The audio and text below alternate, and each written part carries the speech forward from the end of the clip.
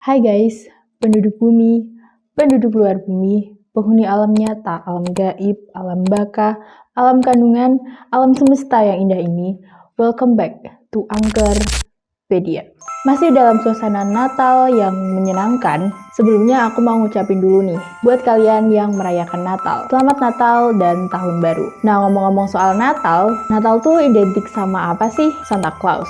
Pohon Natal, perayaan, berkumpul dengan keluarga, atau hal-hal yang menyenangkan lainnya kan, apalagi di malam sebelum Natal. Tapi apa jadinya jika perayaan Natal yang harusnya menjadi momen yang sangat menyenangkan justru berubah menjadi tragedi yang memilukan? Oke, kali ini Mistis akan membahas tragedi-tragedi pada saat Natal. So, simak terus video ini sampai akhir ya guys. Tapi sebelum itu jangan lupa buat klik like dan subscribe-nya biar aku lebih semangat buat konten untuk kalian. Now, let's get to the story. Oke, yang pertama, kecelakaan Tangiwai 1953.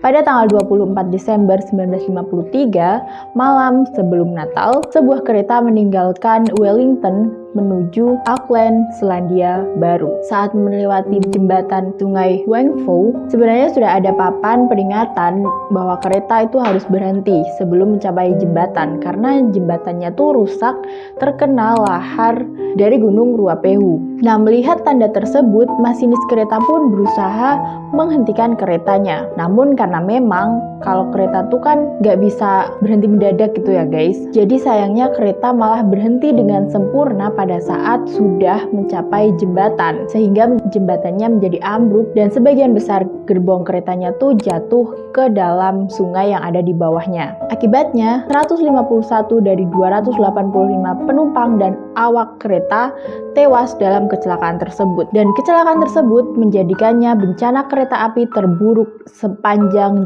sejarah Selandia Baru. Bahkan sebanyak 20 orang dinyatakan hilang dan tidak pernah ditemukan karena diyakini tersapu oleh arus sungai hingga ke laut. Bisa kalian bayangin gak gimana perasaan keluarganya dari korban kecelakaan tersebut? Apalagi yang jasadnya nggak ditemukan. Pasti Natal di tahun itu menjadi Natal yang paling memilukan. Oke, next, kebakaran Hotel Deonggak 1971.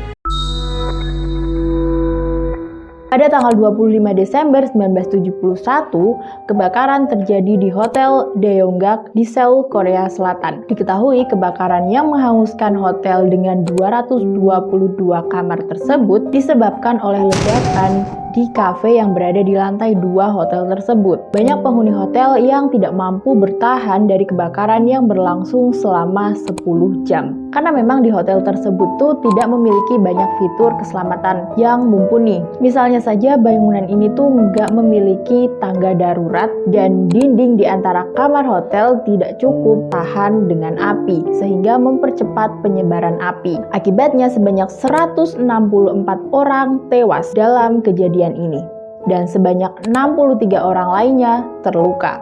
Hingga saat ini, kebakaran Hotel Deonggak pada hari Natal 1971 masih menjadi kebakaran hotel paling mematikan dalam sejarah hotel dunia. Nah, setelah kebakaran tersebut, bangunan itu tetap direnovasi guys. Tapi terjadi kebakaran lagi pada tanggal 27 Februari 2010. Nah, yang terakhir, kalau tadi aku sudah membahas 2 kasus dari luar negeri, sekarang aku akan bahas dari dalam negeri, yaitu bom malam Natal 2000.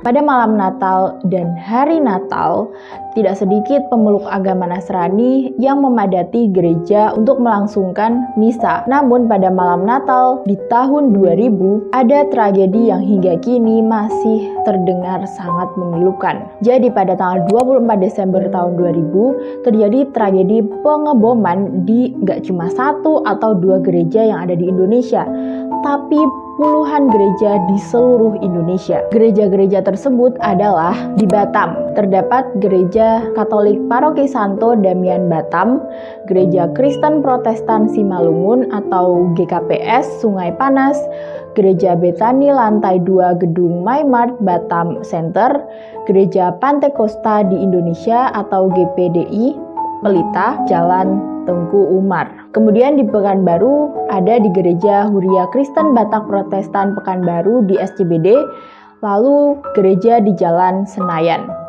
Kemudian di Jakarta, terjadi di Gereja Katedral Jakarta, Gereja Mayor Jakarta, Sekolah Kolese Canisius Menteng, Gereja Matraman, Gereja Kainonia Jatinegara, Gereja Oikumene Halim, dan Gereja Condet. Kemudian di Pangandaran, terjadi di Gereja Jalan Parangtritis, Sukabumi, Pangandaran, Ciamis.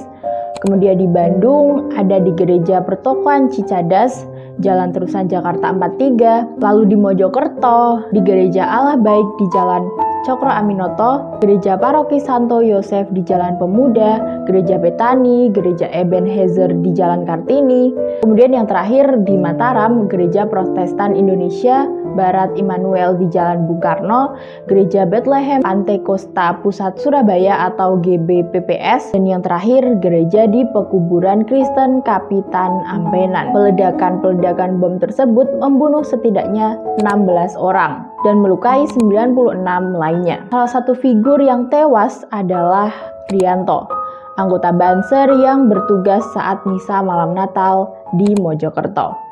Rianto dengan sigap membuang bom yang ada di sana agar ledakannya tidak terlalu signifikan. Namun sayangnya Rianto harus gugur dalam baktinya di usia yang masih belia, yaitu 25 tahun. Diketahui pelaku pengeboman tersebut berasal dari Jemaah Islamiyah, organisasi terorisme di Asia Tenggara.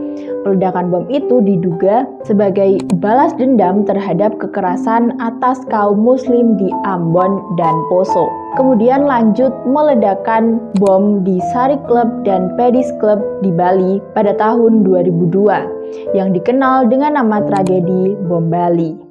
Nah, itu dia tragedi-tragedi yang terjadi pada saat malam Natal dan hari Natal. Cukup berat ya guys sebenarnya aku membahas kasus ini. Karena memang harusnya Natal itu kan adalah hari raya yang membahagiakan. Tapi malah tragedi-tragedi ini terjadi. Tapi balik lagi, semua itu kan kehendak Tuhan ya guys. Ya mau gimana lagi? Kita harus tetap menerima takdir Tuhan. Oke guys, segitu dulu pembahasan aku di video kali ini. Buat kalian yang mau request next konten aku harus bahas apa, boleh banget buat di komen di bawah. Dan jangan lupa buat klik like dan subscribe-nya buat konten-konten menarik aku lainnya. Dan sekian, Mistis pamit undur diri. Bye-bye.